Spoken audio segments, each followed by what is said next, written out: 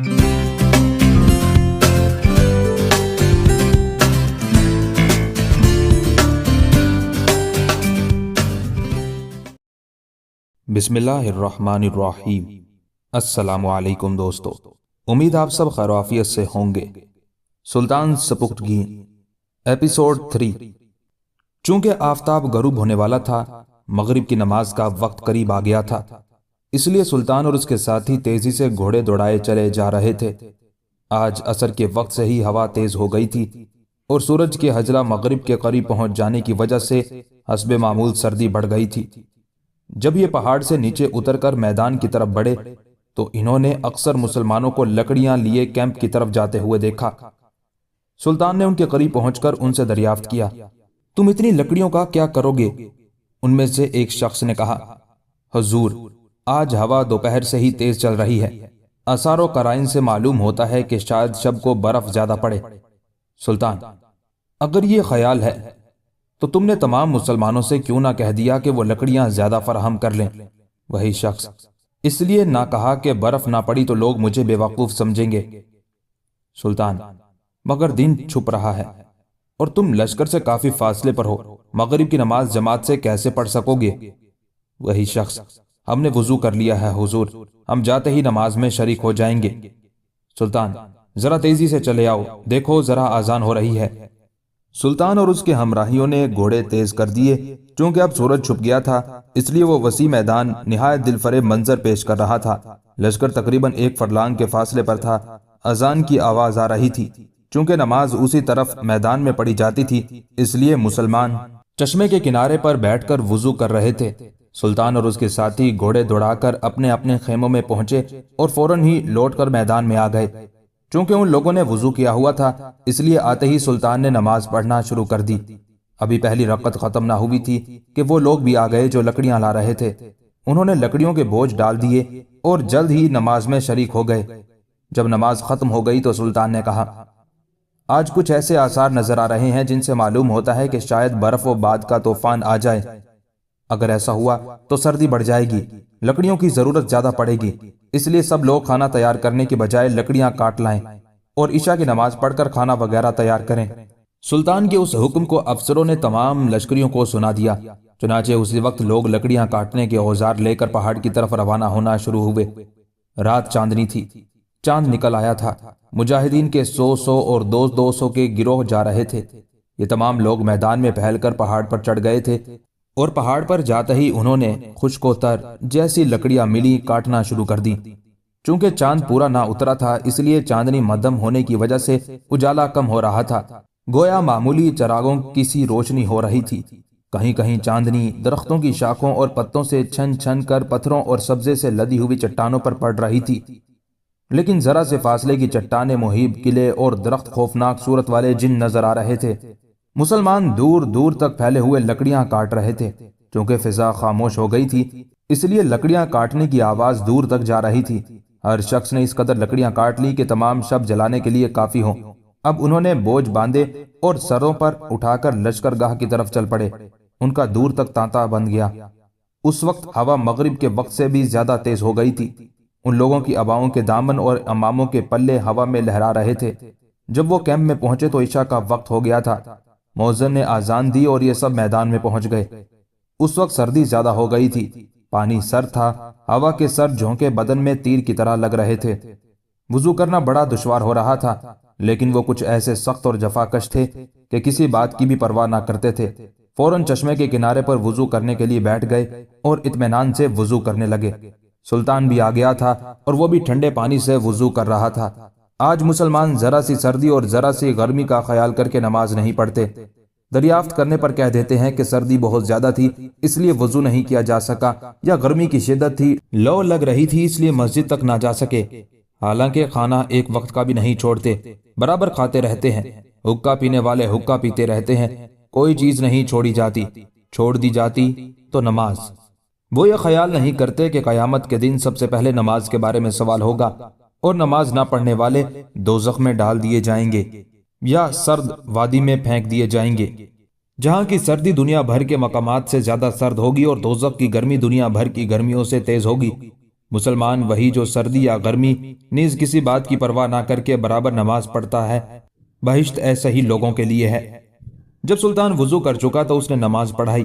نماز کے بعد اس نے اعلان کیا کہ آج مسلمان رات کو بالکل نہ سوئے، کیونکہ ہوا تیز اور سرد ہوتی جا رہی ہے، آسمان تاریک ہو گیا ہے، ستارے ڈگمگا رہے ہیں، خطرہ ہے کہ برف رات کو زیادہ نہ پڑ جائے یا ہوا کا طوفان نہ آ جائے، اس لیے لوگ کھانا تیار کر کے کھا لیں اور ایک ایک خیمے میں 10 12 آدمی بیٹھ کر قرآن مجید کی تلاوت یا تاریخی واقعات بیان کرنا شروع کر دیں، جس سے کہ ان کی رات گزر جائے۔ اگر ہوا کا طوفان آ جائے تو خیموں کی میخیں دیکھتے رہیں، مبادا خیمے اکھڑ کر ان پر نہ آن پڑے، اور اگر برف زیادہ پڑنے لگے تو تھوڑے تھوڑے وقفے کے بعد خیموں سے نکل کر خیموں کو جھٹکتے رہیں، تاکہ برف کے طوفان کی وجہ سے خیموں کی چولیں ٹوٹ کر نہ گر جائیں۔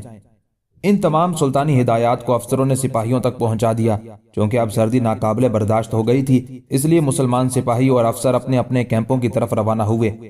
اس وقت یا تو چاند چھپ گیا تھا یا بادلوں نے آسمان کو ڈھک لیا تھا، اس لیے ہر طرف اندھیرا پھیل گیا تھا، چند قدم کی چیز بھی صاف نظر نہیں آ رہی تھی۔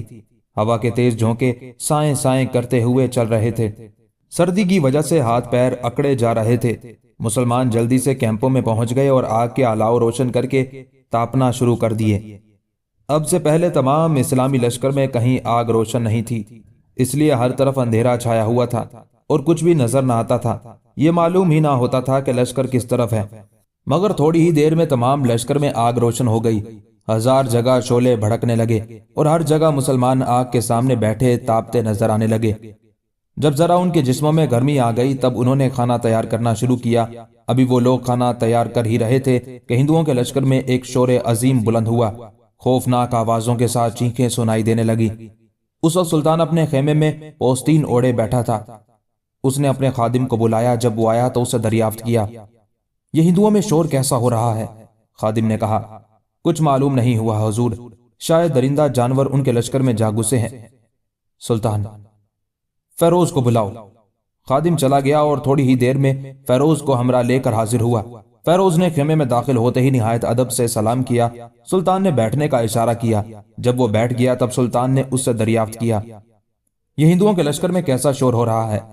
فیروز، کچھ پتہ نہیں چلا، لوگ چلا رہے ہیں۔ سلطان، کچھ آدمیوں کو بھیجو تاکہ وہ پتہ لگا کر آئیں اور اپنے کیمپ کے چند دستے طلایا گردی کے لیے بھیج دو۔ فیروز، میں نے پہلے ہی سے 100 آدمیوں کے دستے طلایا گردی کے لیے بھیج دیے ہیں، لشکر کی حفاظت شروع ہو گئی ہے، البتہ ہندوؤں کی چیخ و پکار کا پتہ لگانے کے لیے کچھ آدمی اب بھیجے دیتا ہوں۔ سلطان، کم سے کم 50 آدمی بھیجنا۔ فیروز، بہت اچھا جی۔ سلطان، ان کو ہدایت کر دینا کہ نہایت ہوشیاری سے جائیں اور پتہ لگا کر آئیں۔ فیروز، بہتر ہے۔ سلطان، دیکھو سردی بہت زیادہ بڑھ گئی ہے، ایسا انتظام کرو کہ طلایا گرد دستے 2 گھنٹے سے زیادہ گرد آوری نہ کریں اور اپنا پورا وقت صرف کر کے فوراً لوٹ آئیں اور آگ کے سامنے بیٹھ کر تاپیں اور ان کی بجائے دوسرے دستے روانہ ہو جائیں، ایسا نہ ہو کہ مسلمانوں کو سردی سے نقصان پہنچ جائے۔ فیروز، میں اعلیٰ حضرت کے فرمان کے بموجب عمل کروں گا۔ فیروز شاہی خیمے سے نکلا، اس نے 50 آدمی ہندوؤں کے لشکر کی طرف روانہ کر دیے اور ایک 1000 کے 4 دستوں کو ہدایت کر دی کہ وہ 2 گھنٹے کے بعد طلایا گری کے لیے روانہ ہو جائیں۔ چونکہ یہ بات تمام مسلمان جانتے تھے کہ سلطان نے تمام مسلمانوں کو رات بھر بیدار رہنے کی ہدایت کر دی ہے، اس لیے وہ خود بھی تمام شب بیدار رہے گا، لہٰذا ان میں سے کسی شخص نے بھی، خواہ وہ افسر ہو یا سپاہی، سونے کا ارادہ نہ کیا۔ سب آگ کے الاؤ کے گرد بیٹھے تاپتے رہے۔ تھوڑی ہی دیر میں ہوا اور تیز ہو گئی اور برف پڑنے لگی، روئی کے گالوں کی طرح سفید اور ہلکی ہلکی برف پڑ رہی تھی۔ وہ پڑتی ہوئی نامعلوم ہوتی تھی، مگر جب جمع ہو جاتی تو کپڑے تر کر دیتی تھی اور بوجھ بھی محسوس ہونے لگتا تھا۔ ادھر سردی اس قدر بڑھ گئی تھی کہ مسلمان جو سرد ملک کے رہنے والے تھے، یعنی غزنی پہاڑوں سے گھرا ہوا شہر ہے اور یہ لوگ غزنی ہی کے رہنے والے تھے، وہ بھی برداشت نہ کر سکے۔ چنانچہ تمام مسلمان انگارے اٹھا کر خیموں میں گھس گئے اور 15 20 ایک خیمے میں بیٹھ کر باتیں کرنے لگے۔ اگرچہ انہوں نے خیموں کے پردے بھی ڈال دیے تھے، مگر تیز اور یک بستہ ہوا کے جھونکے کہیں نہ کہیں سے گزر کر خیموں کے اندر پہنچ ہی جاتے تھے، اور جب کوئی جھونکا آتا تھا تو سارے مسلمانوں کے جسموں میں کپ کپی پیدا ہو جاتی تھی۔ اس وقت آگ کے انگارے بڑے پیارے معلوم ہو رہے تھے اور سب ان کے گرد پوستینے اوڑے بیٹھے تھے۔ انہیں سلطان نے ہدایت کر دی تھی کہ ہوا تیز ہونے یا برف پڑنے کی صورت میں وہ بار بار تھوڑے وقفے سے خیموں سے نکل کر میخوں کو مضبوط کرتے اور خیموں سے برف جھٹکتے رہیں، لہٰذا ہر خیمے والے گھنٹے گھنٹے بعد باہر نکلتے تھے اور میخوں کو مضبوط کر کے نیزوں سے برف جھٹک دیتے تھے۔ برف اس کثرت سے پڑ رہی تھی کہ گھنٹے بھر ہی کے اندر خیمے اس کے بوجھ سے لچک جاتے تھے، اور جب برف ان کے اوپر سے گرائی جاتی تھی وہ تہ در تہ جمتی چلی جا رہی تھی۔ شدت سے برف پڑنے کی وجہ سے تمام میدان کوہرا زمہریر بنا ہوا تھا۔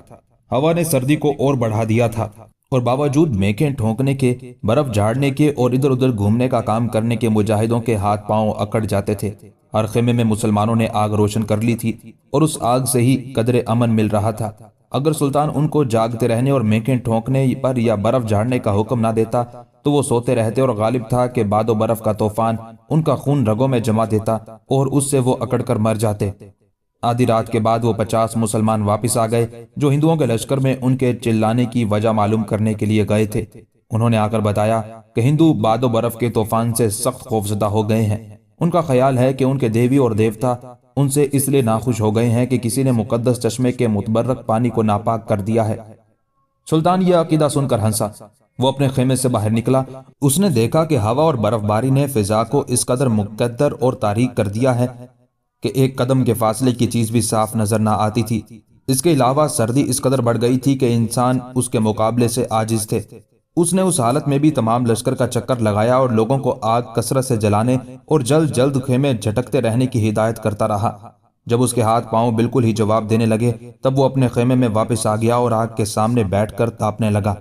جس وقت سلطان نے جانوروں کے ٹکڑے کروا کر چشمے میں ڈلوا دیے تھے اسی وقت پانی کی رنگت بدل گئی تھی، اور جب یہ گدلا پانی راجپوتوں کے سامنے پہنچا جو چشمے کے کنارے پر کھڑے اس کی حفاظت کر رہے تھے، اور انہوں نے پانی کا بدلا ہوا رنگ دیکھا تو وہ سمجھ گئے کہ چشمے میں کسی نے کوئی ناپاک چیز ڈال دی ہے۔ یہ دیکھتے ہی ان پر خوف و ہراس طاری ہو گیا، اور وہ بجائے اس کے کہ یہ دیکھنے یا معلوم کرنے کی کوشش کرتے کہ کس نے یہ حرکت کی ہے، وہاں سے ڈر کر بھاگ گئے اور اپنے لشکر میں پہنچے۔ اتفاق سے بھیم لشکر کے کنارے پر ہی موجود تھا۔ اس نے جب انہیں بدحواس دیکھا تو وہ ان کے پاس گیا اور ان کو روک کر دریافت کیا، کیا چشمے کے کنارے پر مسلمان آ گئے ہیں؟ نہیں، ان کے افسر نے کہا۔ بھیم، کیا درندے آ گئے ہیں؟ افسر، نہیں۔ بھیم، اور کیا بات ہوئی کہ تم سہمے ہوئے بھاگے چلے جا رہے ہو؟ افسر، کسی پاپی نے چشمے میں خون ڈال دیا ہے۔ بھیم کے دل پر سخت چوٹ لگی۔ اس نے جلدی سے کہا، خون ڈال دیا ہے؟ افسر، جی ہاں۔ بھیم، کس نے ڈالا ہے؟ افسر، یہ معلوم نہیں ہو سکتا، شاید چٹان کی چوٹی پر سے ڈالا گیا ہے۔ بھیم، افسوس، اب ہمارا کیا انجام ہوگا؟ ہمارے دیوتا ناراض ہو جائیں گے اور وہ ہم پر قہر و غضب نازل کر دیں گے۔ کس نے یہ حرکت کی؟ اچھا تم ٹھہرو، میں مہاراج کو مطلع کرتا ہوں۔ وہ لوگ رک گئے۔ بھیم سیدھا جے پال کے خیمے پر پہنچا۔ اس وقت جے پال خیمے کے باہر ایک مسند پر بیٹھا تھا۔ اس نے بھیم کو پریشان خاطر دیکھ کر کہا، میرے وفادار سپہ سالار، تم پریشان کیوں ہو؟ بھیم اندھاتا غضب ہو گیا۔ جے پال گھبرا گیا۔ اس نے خوفزدہ نگاہوں سے بھیم کو دیکھتے ہوئے کہا، کیا ہوا؟ جلدی بتاؤ۔ بھیم، کسی بدبخت نے مقدس چشمے کے پوتر پانی کو خون ڈال کر ناپاک کر دیا ہے۔ یہ سن کر جے پال سکتے کے عالم میں بیٹھا رہ گیا۔ اس کی آنکھیں پھٹی کی پھٹی رہ گئیں۔ کچھ دیر کے بعد وہ اپنے حواس میں آیا۔ اس نے کہا، ایسی جرت کس نے کی؟ بھیم، سوائے ان ملیچ مسلمانوں کے اور کون ایسی جرت کر سکتا ہے؟ جے پال، مگر مسلمانوں کو معلوم ہی کیا تھا کہ یہ متبرک چشمہ ہے؟ بھیم، یہ لوگ انسان نہیں ہیں، جن یا بھوت ہیں، انہیں سب کچھ معلوم ہو جاتا ہے۔ جے پال، مگر چشمے کے محافظوں نے اس کی تصدیق کیوں نہ کی؟ بھیم، وہ خون آلود پانی دیکھ کر بدحواس ہو گئے۔ جے پال نے افسوس بھرے لہجے میں کہا، اب ہندوؤں کی رکشا پرماتما بھی نہیں کر سکتا۔ بھیم، دیوی اور دیوتاؤں کے سامنے ایشور کی کیا چلے گی؟ اب تباہی سر پر آئی سمجھو۔ جے پال، میں دیکھ رہا ہوں کہ ہوا دم بدم تیز ہوتی جاتی ہے اور مطلع مقدر ہوتا جا رہا ہے۔ بھیم، یقیناً، اب کیا کریں گے کہ جس سے کہ ہم دیوتاؤں کے قہر و غضب سے بچ جائیں؟ جے پال، افسوس یہ ہے کہ ہمارے ساتھ کوئی برہمن نہیں ہے جس سے کوئی بات دریافت کرتے اور کوئی اپائے بتاتا۔ بھیم، میرے خیال میں ہم کو رونا اور عاجزی کرنا چاہیے، شاید اس سے دیوتاؤں کا غصہ فرو ہو جائے اور ہم پر آنے والی بلا ٹل جائے۔ جے پال نے خوش ہوتے ہوئے کہا، ٹھیک تدبیر بتائی ہے، تم سارے لشکر میں اعلان کرا دو کہ لوگ سجدے میں گر کر اور رو رو کر دعائیں مانگے۔ भीम ने तमाम लश्कर में ऐलान करा दिया कि किसी दुश्मन ने पाक चश्मे के पानी को नापाक कर दिया है, इसलिए देवता सख्त गजबनाक हो गए हैं और गुस्से में आकर उन्होंने हवा की खिड़की खोल दी है और बर्फ की सिलें बरसाने वाले हैं। इसलिए सब लोग रो रो कर उनसे रहमो करम की इल्तिजाई करें। चूंकि हिंदू मौत से डरता है, इसलिए वो हर चीज में मौत की झलक देखकर सहम जाता है। वो अपने देवताओं को पूजता है जो हद शुमार से भी बाहर है। चुनाचे जो ही हिंदुओं ने खबर सुनी, वो सख्त खौफजदा हो गए और सब सजदे में गिरकर रोने और चिल्लाने लगे। चूंकि दिन छुप गया था और हवा तेज हो गई थी, बर्फ शुरू रात से ही पड़ने लगी थी, इसलिए हिंदू और भी सहम गए और चिल्ला चिल्ला कर रोने लगे थे। ये वो शोर की आवाज थी जिसे सुनकर सुल्तान ने फेरोज को हुक्म दिया था कि वो जासूस भेजकर मालूम करे कि हिंदू क्यों रो रहे हैं। और फेरोज ने 50 आदमी भेजे थे जो खबर लाए थे कि हिंदुओं का ख्याल है कि चश्मे का पानी नापाक हो जाने से देवता गजबनाक हो गए हैं और उन्होंने बर्फोबाद का तूफान भेज दिया है। हिंदू सजदों में पड़े देर तक रोते रहे, इल्तिजाएं करते और गिड़गिड़ाते रहे, मगर वो इस काम में तो मसरूफ रहे, लेकिन उन्होंने बर्फोबाद के तूफान से बचने के लिए कोई तदबीर ना की। जूं जूं रात ज्यादा आती गई, सर्दी बढ़ती गई, हवा तेज हो गई, बर्फ कसरत से पड़ने लगी और गर्म मुल्क के रहने वाले हिंदू तेज हवा के झोंकों से कांपने लगे।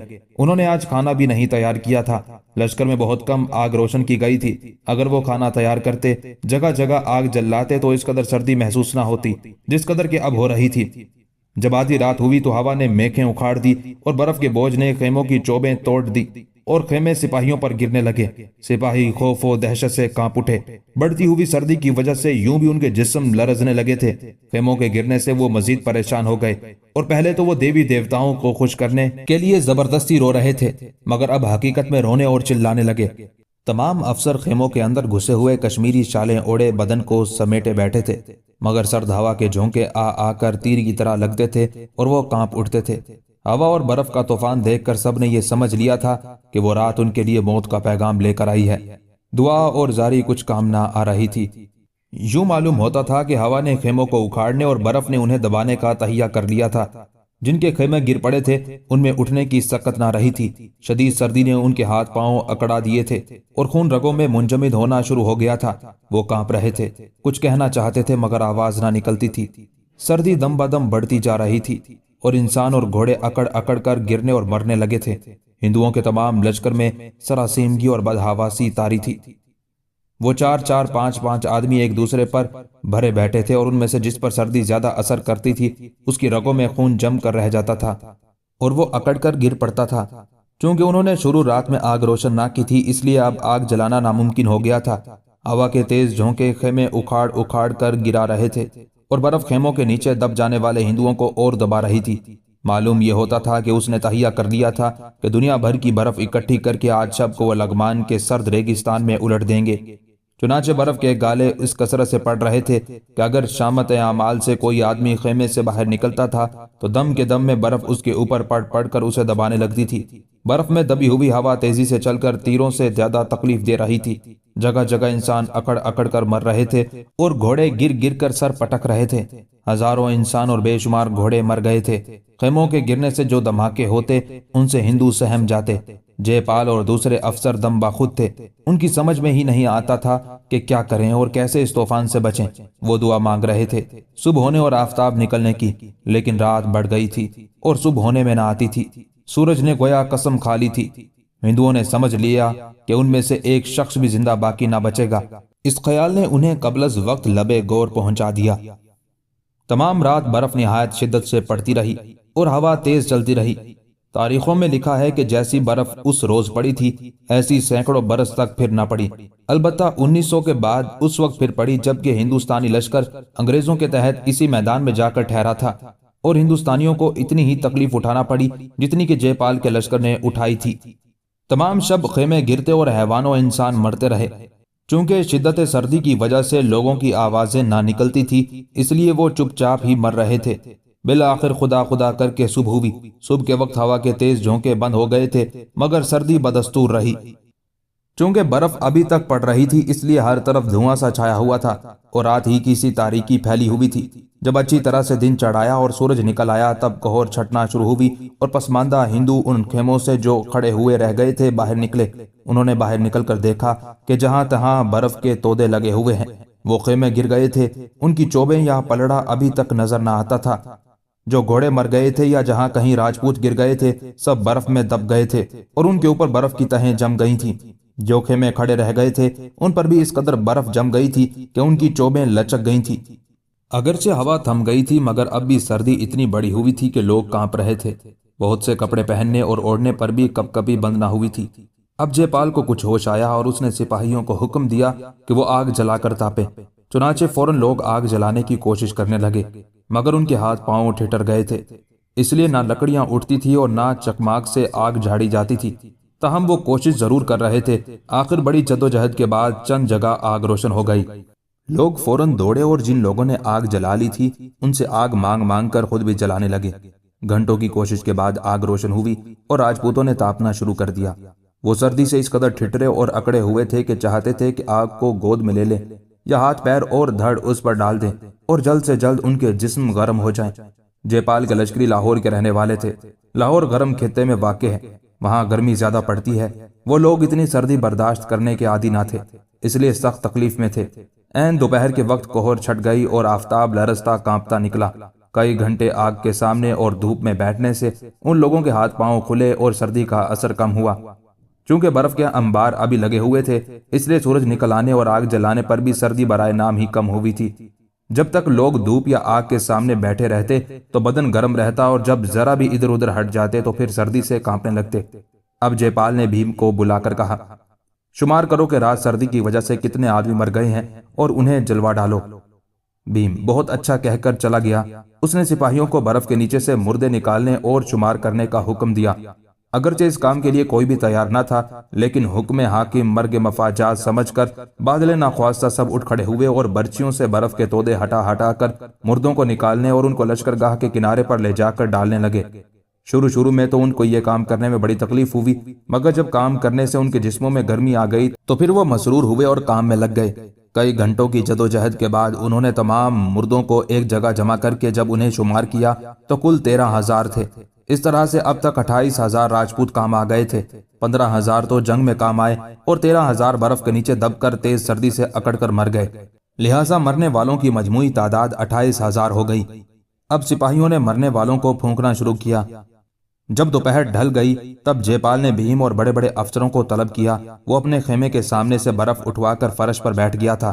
तमाम लोग आकर उसे सलाम करके उसके सामने बैठते गए। सफेद सफेद बर्फ पर धूप पड़कर ऐसी चमक पैदा कर रही थी जिससे आंखें खेरा हो जाती थी। जब सब लोग आ गए तब जयपाल ने कहा, मेरे बहादुरों और वफादारों, किसी पापी मुसलमान ने इस मुकद्दस चश्मे के पानी को नापाक कर दिया जिसमें हमारे देवी देवता स्नान किया करते थे। चुनाचे वो हमसे नाराज हो गए और उनका कहर हम पर नाजिल हुआ। गोया तूफान बर्फो बाद आ गया। जिस कदर तकलीफ इस सर्दी से हमने आज उठाई है ऐसी शायद ही कभी किसी इंसान ने उठाई हो। तुम जानते हो कि देवताओं की शक्ति ईश्वर के बराबर है, इसलिए परमात्मा भी उनके गुस्से को ना रोक सका और हम जो उनके सेवक हैं बुरी तरह से पामाल हो गए। शायद हमसे हमारे देवता इस वजह से नाखुश हो गए हैं कि हम मुसलमानों पर चढ़ाई करके आए हैं और मुसलमानों ने यहाँ आकर मुकद्दस चश्मे को नापाक कर दिया। अगर हम योरिश करके यहाँ ना आते तो मुसलमान भी ना आते और जब वो ना आते तो पाक चश्मे का पानी नापाक ना किया जाता। मैं समझता हूं कि अब उनका गुस्सा उस वक्त तक दूर ना होगा जब तक हम यहां से चले ना जाएं। क्या ये मेरा ख्याल सही है? सब जाड़े के हाथों से सख्त तकलीफ उठा चुके थे और इस मैदान में रहने या मुसलमानों से लड़ने पर तैयार ना थे।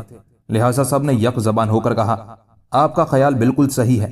भीम ने कहा, मैंने तो पहले ही अर्ज किया था कि मुसलमानों से लड़ना ही मुनासिब नहीं है। जयपाल, उस वक्त हमारे देवता हमसे खुश ना हुए थे और हम समझते थे कि फतह हमारी ही होगी, मगर अब सूरत हाल बदल गई है।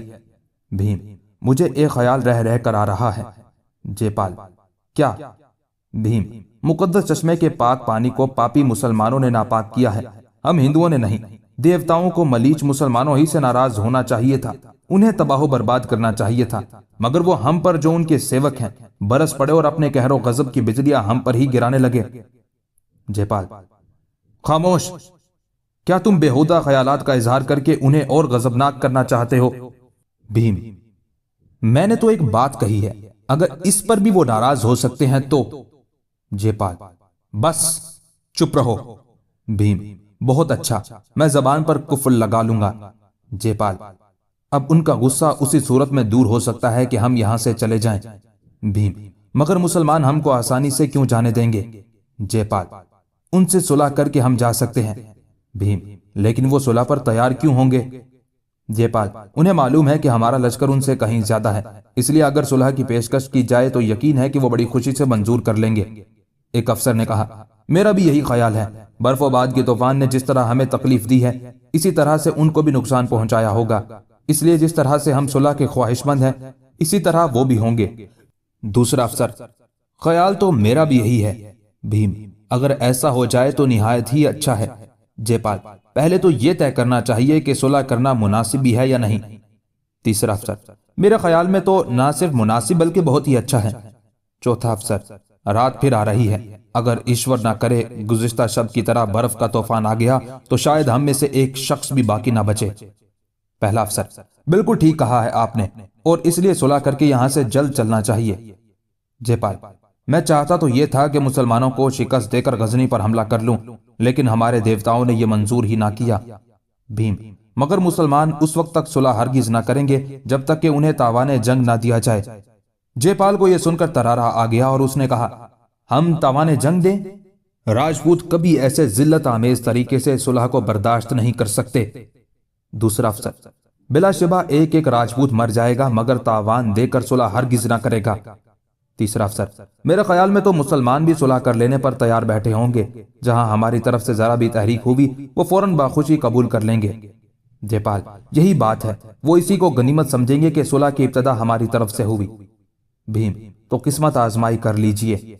जयपाल, क्या तुमको शुबा है कि मुसलमान सुलह ना करेंगे? भीम, जी हां। जयपाल, क्यों?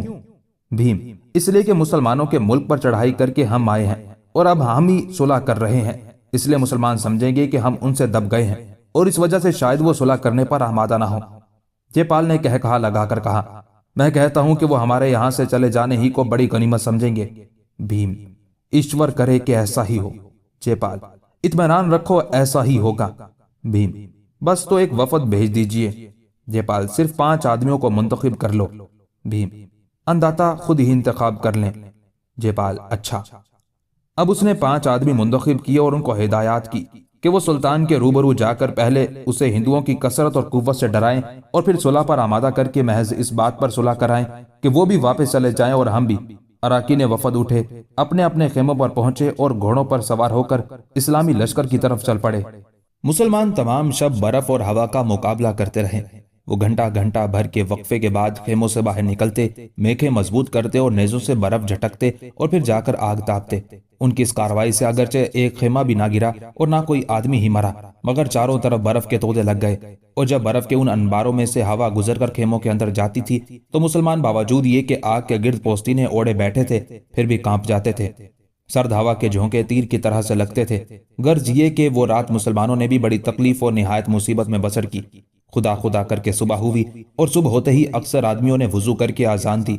अजान की आवाज सुनते ही तमाम मुसलमान खेमों से बाहर निकल आए। अगरचे उस वक्त हवा बंद हो गई थी, मगर बर्फ अभी तक पड़ रही थी और उसी वजह से हर तरफ अंधेरा फैला हुआ था। मुसलमान जरूरी हवाई से फरागत पाकर चश्मे पर गए और जब उनके हाथ पानी पर पड़े तो वो समझ गए कि चश्मे का पानी भी जम गया है।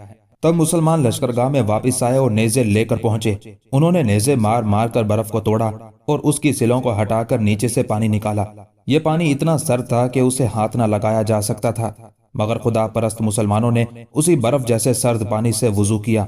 वुजू करके जब वो उस मैदान में पहुंचे जिसमें वो नमाज पढ़ा करते थे तो तमाम मैदान में बर्फ पड़ी हुई थी। चूंकि और कोई जगह नमाज के लिए ना थी, इसलिए उन्होंने बर्फ पर ही खड़े होकर नमाज पढ़ी। सुल्तान ने नमाज पढ़ाई और नमाज खत्म करते ही कहा, मुसलमानों, यहां से जाते ही आग रोशन करो और उसके गिर्द बैठ जाओ।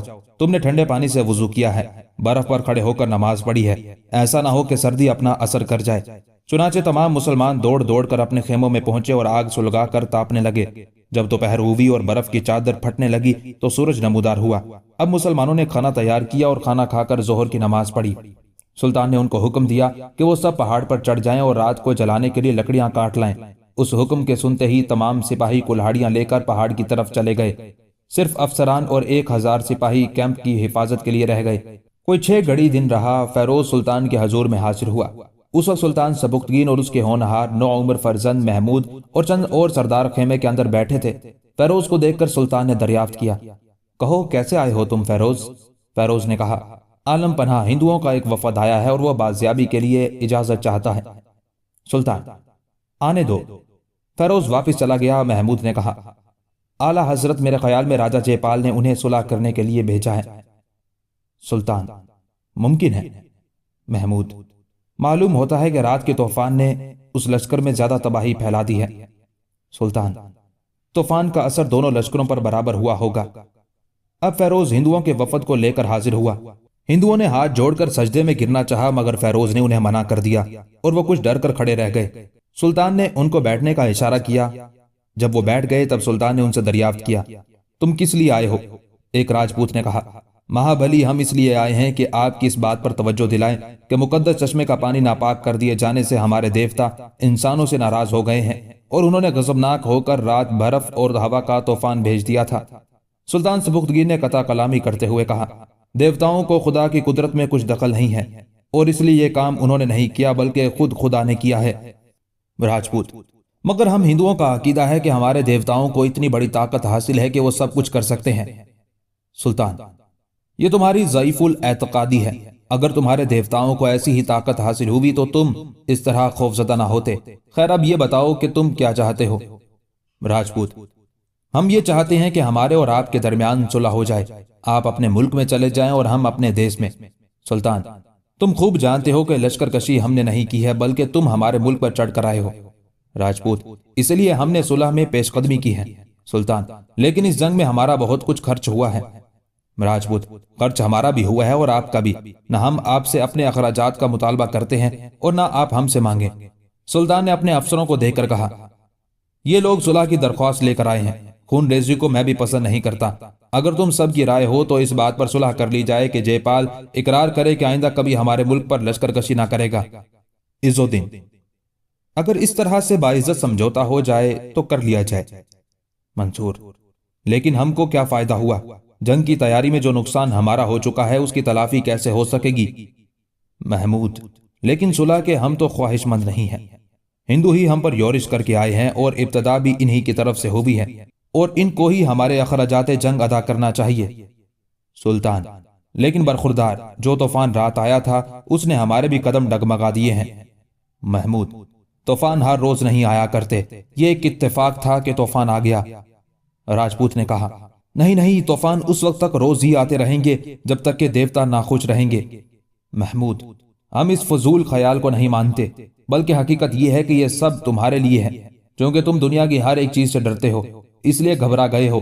हम सिवाय खुदा के किसी चीज से भी नहीं डरते। सुल्तान, मगर जब जयपाल आइंदा जंग ना करने का इत्मीनान दिला दे और अहद करे तो सुलह कर लेने में क्या हर्ज है? महमूद, इन राजाओं का क्या एतबार? जब ये लोग दब जाते हैं तो कसम खाकर सुलह कर लेते हैं और जब मौका पाते हैं तो अहद व इकरार तोड़कर मरने मारने पर तैयार हो जाते हैं। मंसूर, आलम पनाह, शहजादा आलम ने बिल्कुल ठीक फरमाया है। इनकी कसम का कुछ एतबार नहीं। सुल्तान, मालूम होता है तुम दोनों नौजवान सुलह करने के खिलाफ हो। महमूद, हम चाहते हैं कि रोज रोज के झगड़े खत्म हो जाएं, जयपाल अपने दिल के हौसले निकाल ले और फिर या तो वो हमेशा के लिए ज़ेर हो जाए और या हम उसके गुलाम बन जाएं। फारोज, बिल्कुल ठीक फरमाया आपने। जयपाल हमेशा धमकियां देता रहा है और अब जबकि हमारा और उसका मुकाबला हो ही गया है तो जंग का नतीजा निकलने दीजिए। सुल्तान ने राजपूत वफद से खिताब करते हुए कहा, मेरा फर्जंद और दूसरे मुस्लिम भाई सुलह पर आमादा नहीं है और इसलिए सुलह नहीं हो सकती। राजपूतों को यह सुनकर बड़ी हैरत हुई। वो ये समझ कर आए थे कि मुसलमान सुलह के इस सिलसिला जुम्बानी को बड़ा गनीमत समझेंगे, मगर अब जबकि उन्होंने देखा कि सुल्तान ने सुलह से इनकार कर दिया है तो वो बड़े मुताज्जब हुए। कुछ वक्फे के बाद एक राजपूत ने कहा, लेकिन हुजूर, सुलह जंग से बेहतर है। सुल्तान, ये बात तो जयपाल को हमला करने से पहले सोचना चाहिए थी। राजपूत, क्या हम बिल्कुल मायूस हो जाएं? सुल्तान, सुलह नामुमकिन है। अब या तो जयपाल का राज गजनी में होगा या हमारा राज लाहौर में होगा। राजपूत मायूस होकर उठे और खेमे से बाहर निकलकर घोड़ों पर सवार हुए और अपने लश्कर की तरफ रवाना हो गए।